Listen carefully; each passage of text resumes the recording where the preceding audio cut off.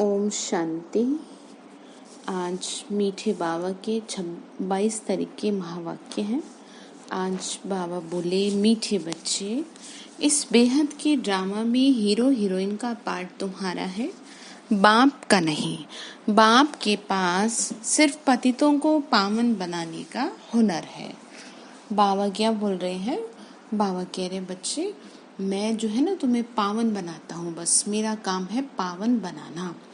बाकी तुमको ये ज्ञान मिला कि तुम इस ड्रामा में अपना बेस्ट पार्ट प्ले करो। अपना हर कोई अपने घर में एज ए हीरो हीरोइन अपना पार्ट बजाओ, मतलब अपना बेस्ट दो। बाबा ये समझा रहे हैं। बाबा ने कहा मेरा पार्ट कुछ और नहीं है, सिर्फ पावन बनाने का है। तो प्रश्न है, ब्रह्मा के चित्र को देख जो प्रश्न उठाते हैं उन्हें कौन सा राज समझाना है? तो आंसर है, उन्हें समझाओ कि आदि स्वंत वाली आत्मा है। जो फर्स्ट प्रिंस श्री कृष्ण है, उनके ही लास्ट जन्म में बाप आते हैं। कौन? ब्रह्मा बाबा। फर्स्ट जन्म में कौन है? वो श्री कृष्ण है। और लास्ट जन्म में भगवान आधार लेते हैं ब्रह्मा के तन का। ये पतित तन है, इन्हें ही पावन बनना है।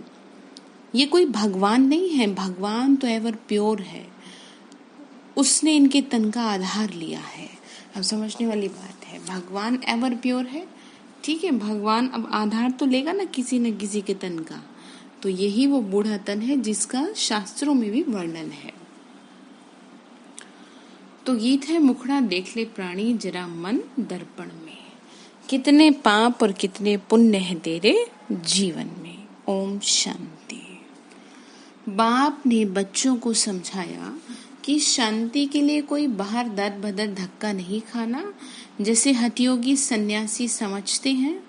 गृहस्थ व्यवहार में रहते शांति मिल नहीं सकती, शांति जंगल में मिलती है, ऐसे समझते हैं ना हठयोगी। परंतु बाप समझाते हैं शांति वहां भी नहीं मिल सकती। शांति के लिए बाबा ने बता दिया ना, जब आप अपने स्वधर्म में टिकेंगे, मैं आत्मा शांत स्वरूप हूँ, तो स्वतः ही मन शांत होने लगेगा। इसके लिए कोई जगह बदलने की जरूरत नहीं है। तो बाबा ने कहा, इस पर एक कहानी व दृष्टांत सुनाते हैं कि रानी के गले में हार पड़ा था और ढूंढती थी बाहर। तो सभी के गले में कौन सा हार पड़ा है? शांति का। तो शांति क्या है? गले का हार है। ऐसे शांति तो तुम्हारे गले में पड़ी है, बाहर कहाँ ढूंढते हो?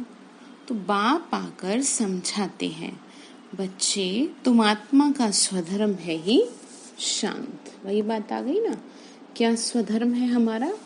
शांत। ये शरीर तो तुम्हारी कर्मेंद्रियां हैं जिससे तुमको पार्ट बजाना पड़ता है।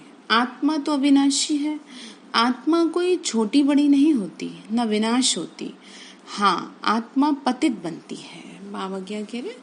आत्मा पतित बनती है, आत्मा पावन बनती है। कहा जाता है पुण्य आत्मा, पतित आत्मा।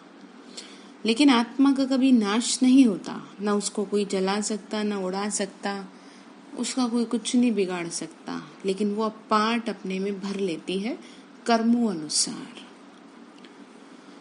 हाँ, आत्मा पतित बनती है तो पावन बनना होता है। आत्मा को पहले किशोर शरीर मिलता है, फिर युवा, फिर वृद्ध होता है। तो आत्मा है ही एक रस। इसमें आत्मा किशोर या वृद्ध नहीं हो रही, आत्मा तो एज इट इज रहती है। बस शरीर की अवस्था बचपन, जवानी, बुढ़ापे से गुजरती है। वो तो शरीर की अवस्था है ना।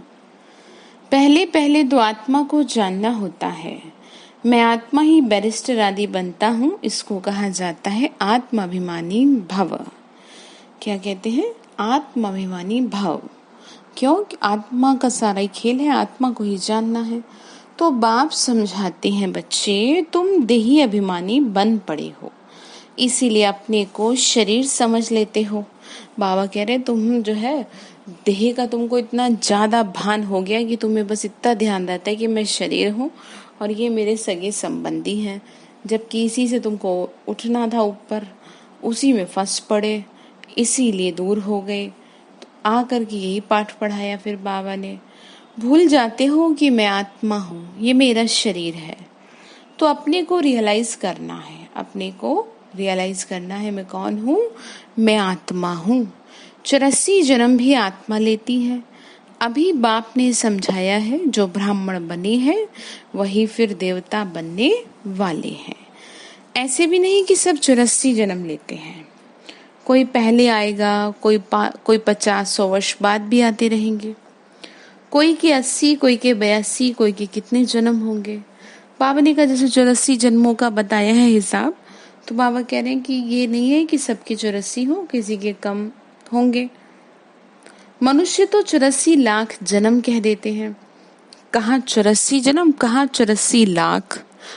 तो कितनी बड़ी कंफ्यूजन क्रिएट हो गई जो कह देते हैं कि पशु पक्षी में भी पशु पक्षी का जन्म लेता है मनुष्य, है ना, कितना कुछ कह देते हैं। 84 लाख तो योनियां हो ही ना सके। इसने भी बाबा ने कहा 84 लाख जन्म कह देते हैं, इनसे भी सेटिस्फाई नहीं होते तो फिर कह देते हैं कण कण में भगवान है। मतलब समझ नहीं है, ऐसे कहते हैं बताओ कण कण में भगवान है। अब भगवान कहते हैं कि मैं किसी मनुष्य तन में नहीं हूँ, तो जानवर पत्थर ठिक्कर कण कण में कैसे होऊंगा। शास्त्रों में लिखा है, इसीलिए क्या लिखा है शास्त्रों में, मैं नाम रूप देह से न्यारा हूँ। अब इसका मतलब जैसे कल समझाया था, मेरा मनुष्यों की तरह ना तो नाम है ना ऐसा मेरा रूप है। तो जब मैं मनुष्य ही नहीं हूँ तो मैं पत्थरों में और जानवरों में कैसे पॉसिबल है।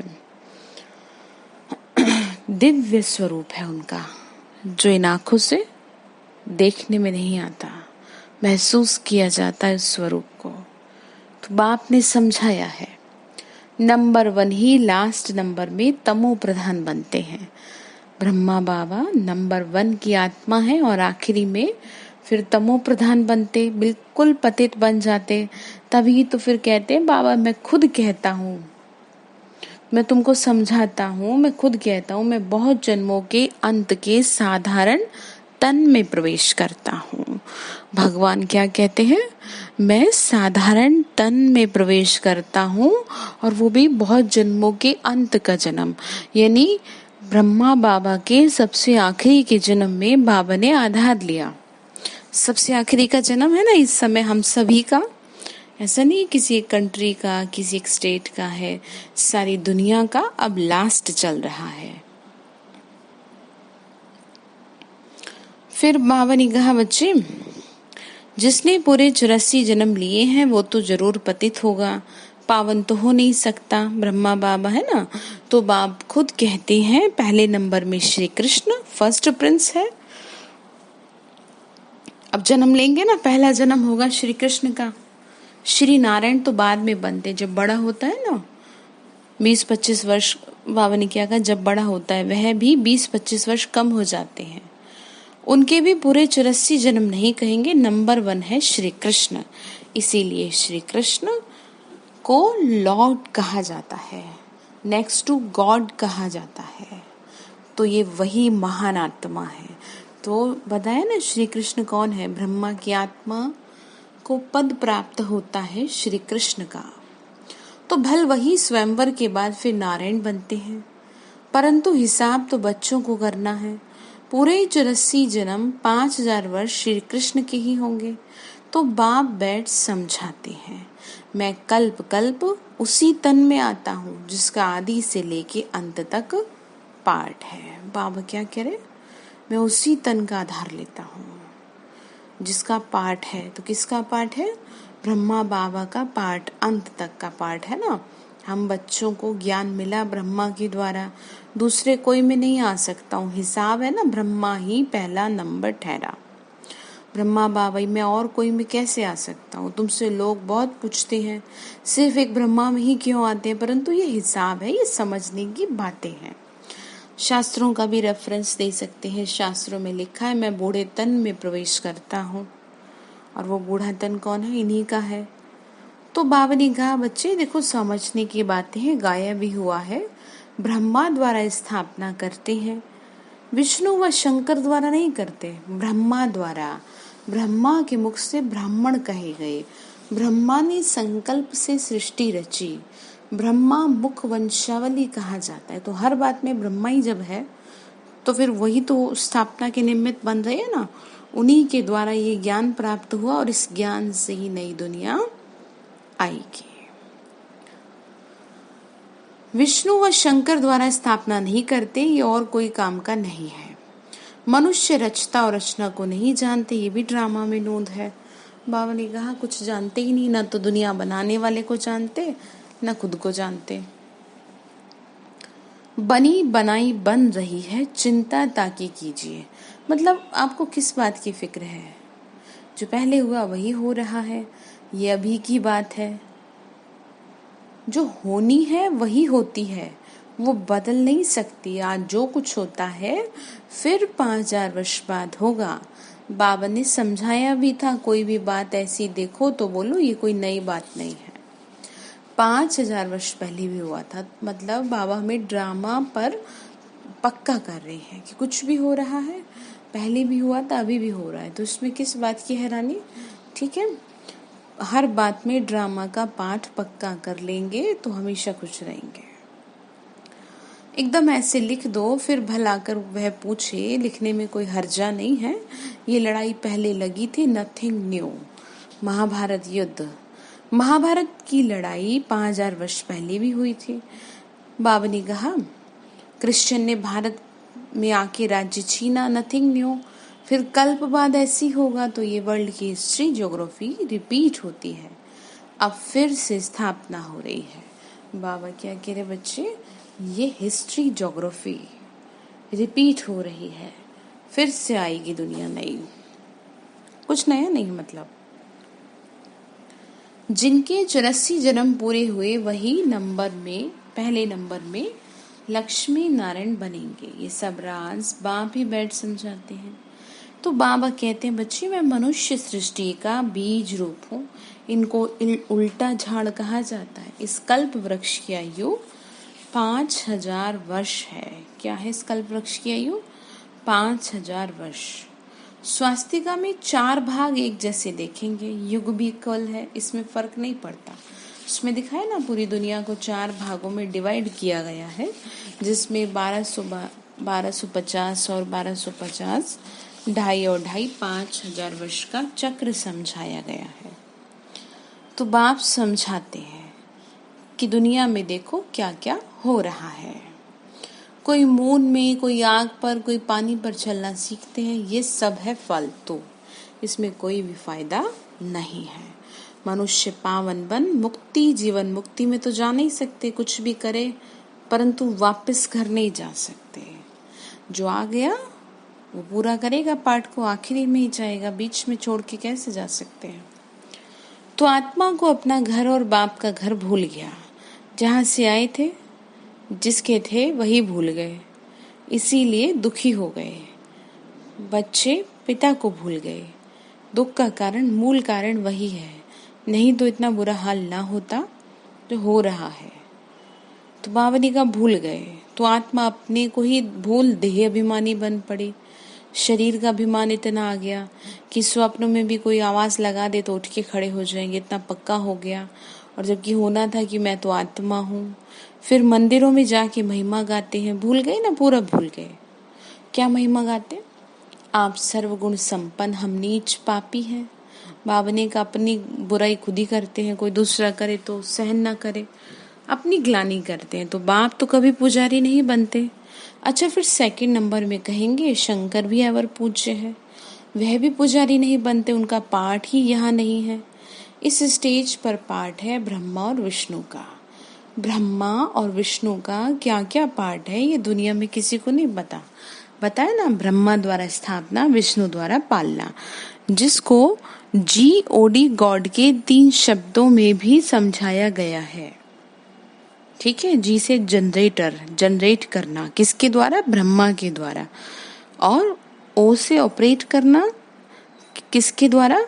विष्णु के द्वारा। पालना करना, लेकिन समझना ये है कि कौन सी दुनिया की पालना की बात है।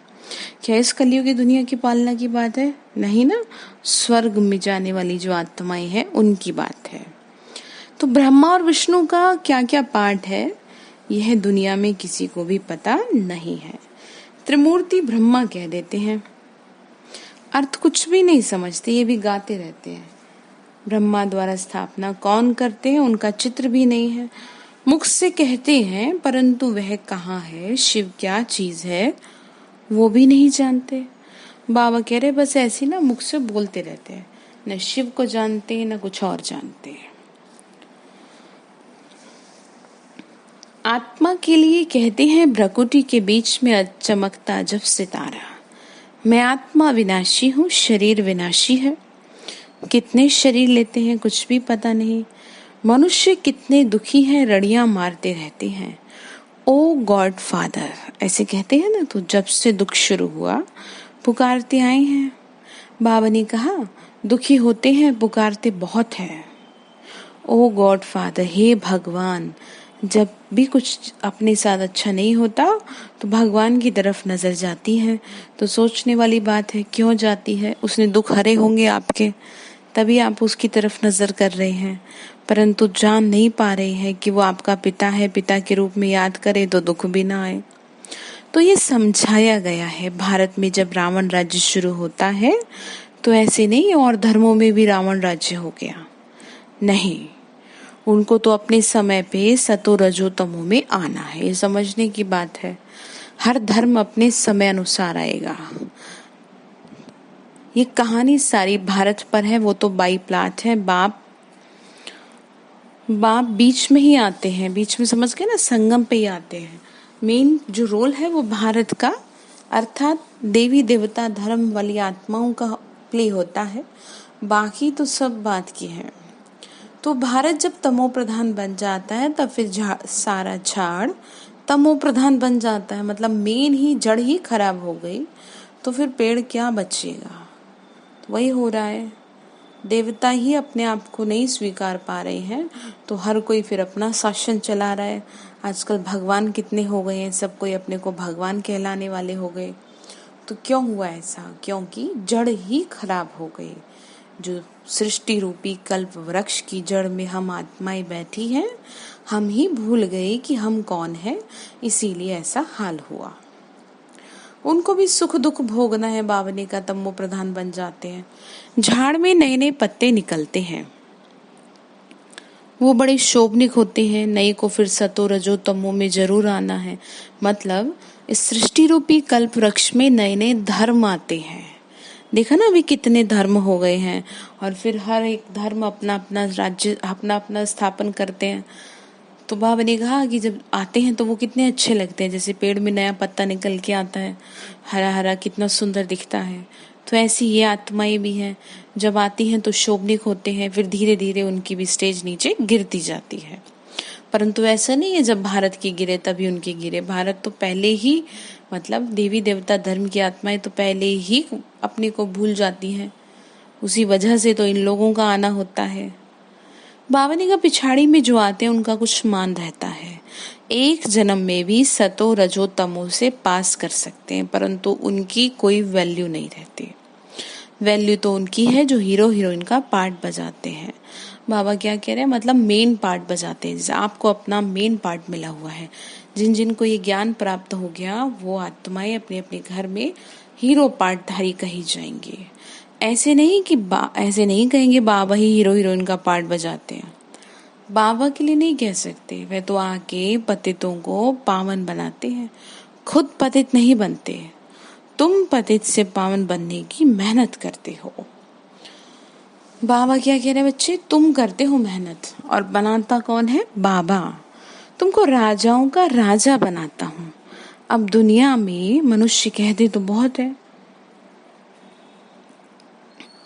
क्या कहते हैं, भगवानुवाच। बाबा ने कहा कहते बहुत है भगवानुवाच, मैं तुमको राजाओं का राजा बनाता हूँ। भगवान क्या कह रहे हैं बच्चे, मैं तुमको ऐसे बना रहा हूँ, परंतु उनका अर्थ ना खुद समझते ना किसी को समझा सकते।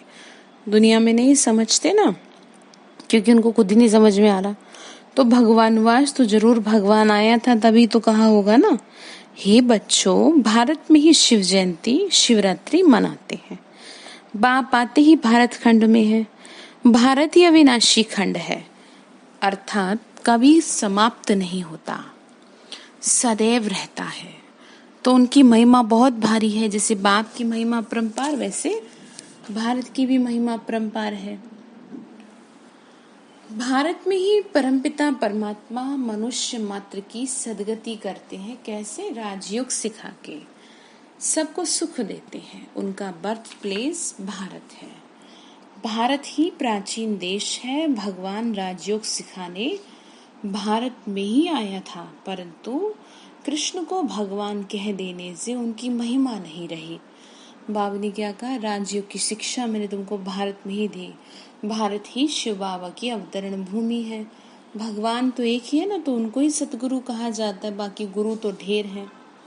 कोई धंधा सिखलाने वाले को गुरु कह देते हैं। आजकल तो सबको अवतार मान लेते हैं। बाबा ने कहा आजकल ऐसा चलता है, सभी गुरु हो गए हैं, तो कुछ भी समझ नहीं है। जब बिल्कुल ही पतित बन जाते हैं, जब बिल्कुल खत्म हो जाती है अंदर शक्ति सारी, तब मुझे पुकारते हैं।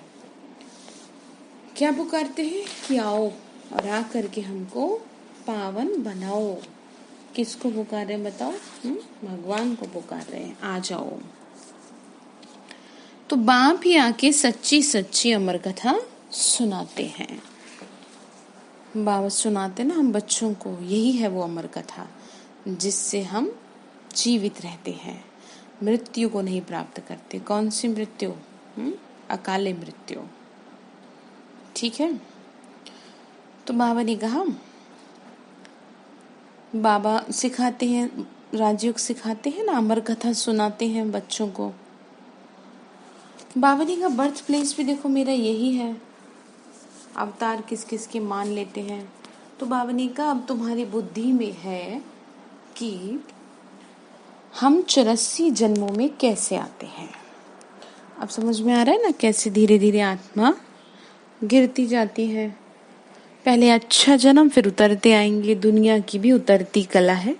मनुष्यों की बुद्धि सतो रजो तमो बनती है। सतयुग से फिर थोड़ी थोड़ी कला उतरनी शुरू हो जाती है। सतयुग में आत्मा एकदम एवर प्योर है, एकदम परफेक्ट है। 16 कला संपूर्ण है। तो कहा जाता है चढ़ती कला तेरे भाने सबका भला। तो सर्व का सदगति दाता एक है। वो गुरु लोग तो सिर्फ शास्त्र सुनाते हैं, सुनते सुनते गिरते ही आए हैं। सुनते सुनते क्या हुआ बताओ? किसी के जीवन में परिवर्तन नहीं। तो बेहद का बाप आकर बच्चों से पूछते हैं कि मैं तुमको इतना साहूकार बना कर गया, इतने हीरे जवाहरों के महल देकर गया, वो सब कहाँ गए? बाबा कह रहे बच्चे तुम देव आत्मा, तुम सतयुग की घराने की आत्मा, तुमने विकारों की वशीभूत होकर सब कुछ नष्ट कर दिया। बाबा कहे लौकिक बाप बच्चों को पैसे देते हैं, लेकिन बच्चे पैसा बर्बाद कर देते हैं। तो बाप बुलाकर पूछते हैं कि तुमने इतना पैसा कहाँ बर्बाद किए? बच्चों के पास पैसे होने से उड़ाते बहुत हैं, करते ना, बर्बादी भी करते हैं। तो बाप धर्मात्मा है। बच्चे विलायत में जाकर लाखों रुपए उड़ा देते हैं, तो बाप कुछ कर नहीं सकते। बाप फारकती भी नहीं दे सकते क्योंकि दादे की मिल्कियत है। होता है ना, कईयों के घरों में ऐसा होता है। बच्चों को बेदखल भी नहीं कर सकते क्योंकि दादा लाई प्रॉपर्टी पे तो बच्चों का हक डेफिनेटली होता है। तो ऐसे ही बाबा कह रहे हैं बच्चे देखो मैंने तुम्हें क्या नहीं किया, मैंने तुम्हें कितना साहूकार बनाया, परंतु अंदर में जलते रहते हैं। बाबा ने क्या कहा? दादे की मिल्कियत है परंतु अंदर जलते रहते हैं। क्या जलते रहते हैं? कि कब बाप मरे और कब हमें सब कुछ मिले। बाप के मर जाने के बाद कोई कोई तो ऐसे गंदे बच्चे होते हैं 12 मास में सारी मिल्कियत ही उड़ा देते हैं। गंदी आदतों के कारण बुरा काम करते हैं, तो ऐसे भी होते हैं। वह हो गई हद की बातें। ये तो कौन सी बातें हो गई? ये हद की बातें हो गई। ये लौकिक का बाबा उदाहरण देख रहे हैं, समझा रहे हैं कि ऐसे भी बच्चे हैं।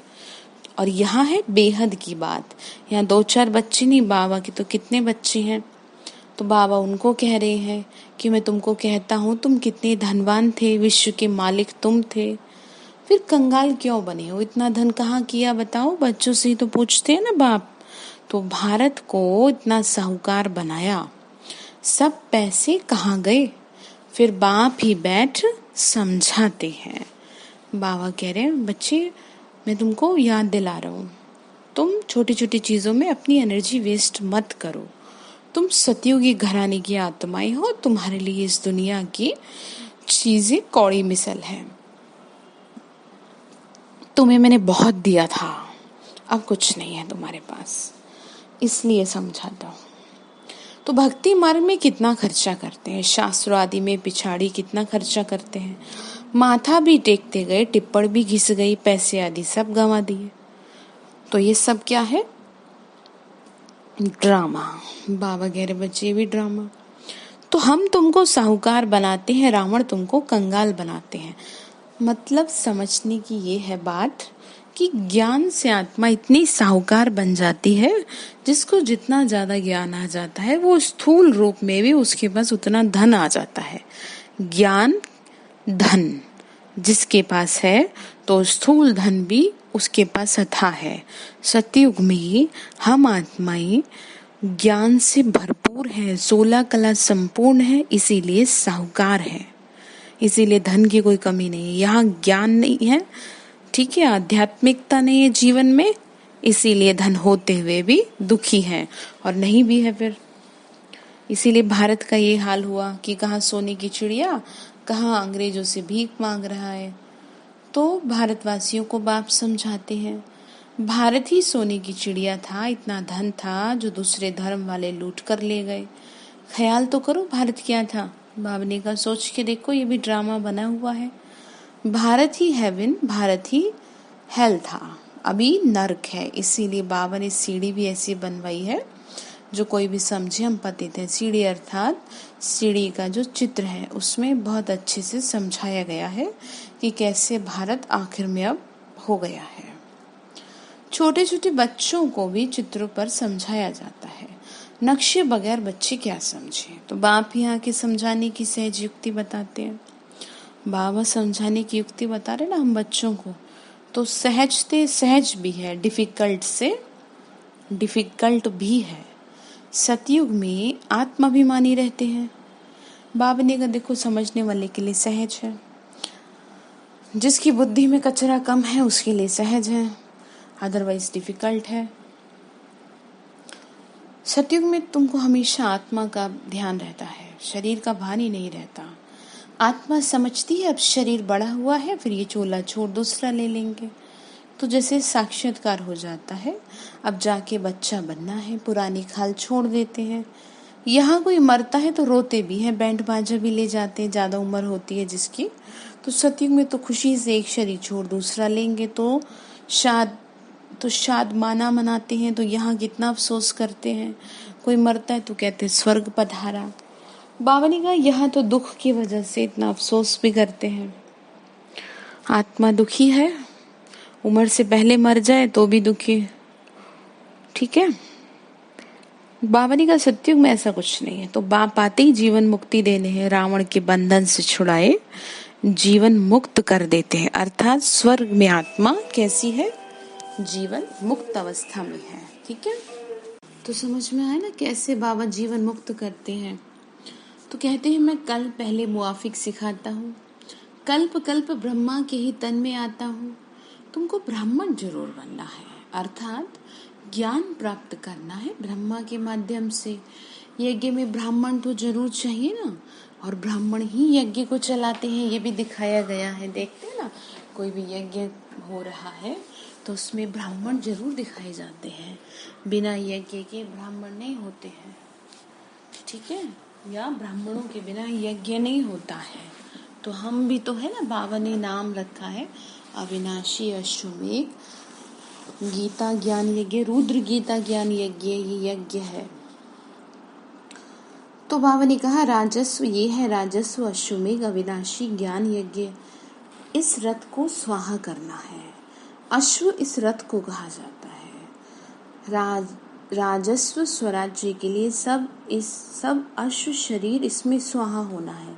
यानी आपको इतना बड़ा राज्य पाठ चाहिए तो इस यज्ञ में अश्व यानी शरीर को स्वाहा करेंगे। वैसे थोड़ी कि कोई ऐसे स्वाहा कर देंगे, भगवान की याद में छोड़ेंगे शरीर। आत्मा तो स्वाहा नहीं होगी, आत्मा हिसाब किताब चुक तो कर चली जाएंगी, फिर नई सिर सबका पाठ शुरू होगा। इसको कहा जाता है हिस्ट्री ज्योग्राफी रिपीट। तो बाप आते हैं नई दुनिया स्थापन कर, फिर पुरानी दुनिया खलास करने। तो ये एक ही महाभारत लड़ाई है जो शास्त्रों में गाई हुई है। बाबा क्या कह रहे हैं, यही है वो महाभारत जो शास्त्रों में वर्णित है, जो इस समय बाबा समझा रहे हैं। तो समझाना चाहिए। इस लड़ाई से क्या होगा, स्वर्ग के द्वार खुलते हैं, इसीलिए इनका गायन शास्त्रों में है। बाबा ने कहा समझाना है तुमको।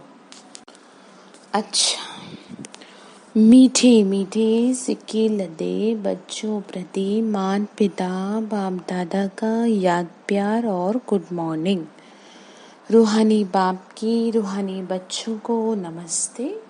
रूहानी हम बच्चों की रूहानी मान पिता बाप दादा को नमस्ते। नमस्ते बाबा, नमस्ते। शुक्रिया बाबा, शुक्रिया बाबा, शुक्रिया।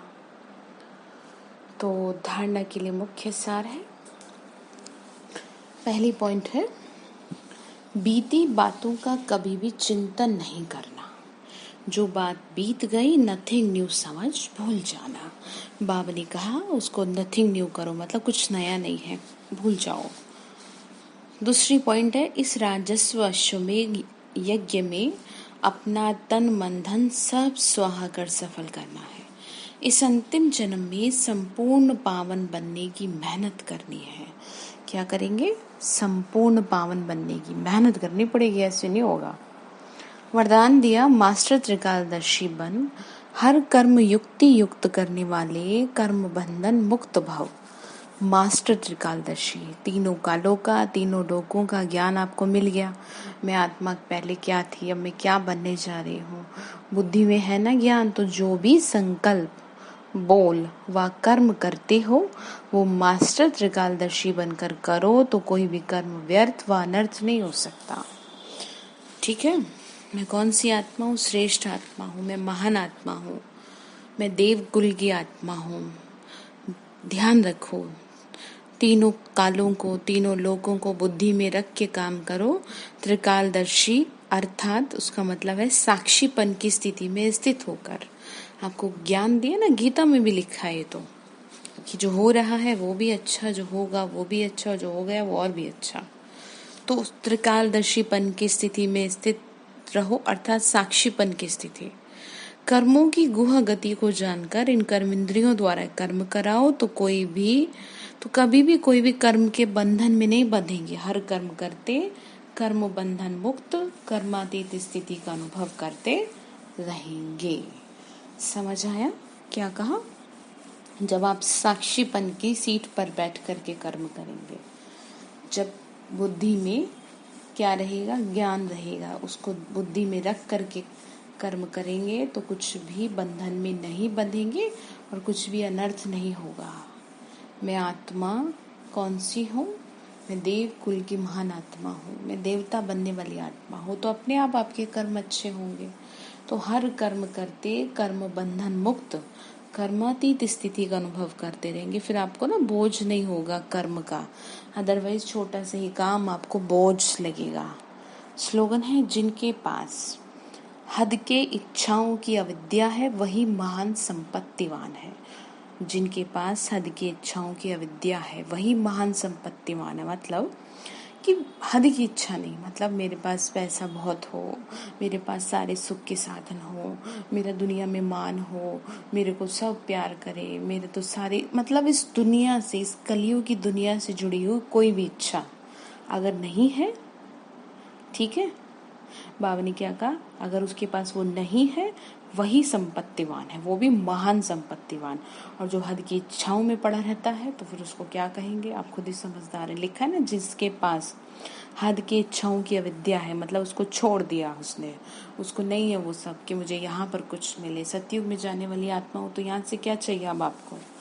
तो ध्यान रखना है कि आपकी बुद्धि यहाँ तो नहीं लटकी रहती। तो होमवर्क बाबा ने आज दिया कि आपको बीती बातों का चिंता नहीं करना, इस पे आपको काम करना है कि मेरी बुद्धि कितना व्यर्थ में चलती है, जरा देखें तो सही। ठीक है, अच्छा, ओम शांति।